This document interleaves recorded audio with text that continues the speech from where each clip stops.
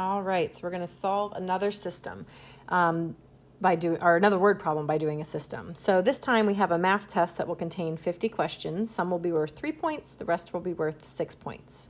If the test is worth 195 points, how many 3-point questions are there and how many 6-point questions are there? So let's identify what our variables are going to be here.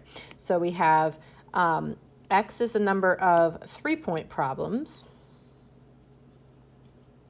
and we'll call Y the number of 6-point problems.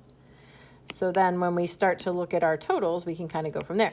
So we know a couple things. First of all, we know there's going to be a total of 50 questions. That's important.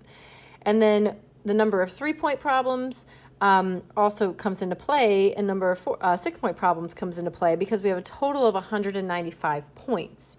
So we can use those two things to help us set up our equations. What we know is that the number of 3-point problems, so X, plus the number of 6-point problems, which we called Y, has to be a total of 50. There are a total of 50 questions on my test.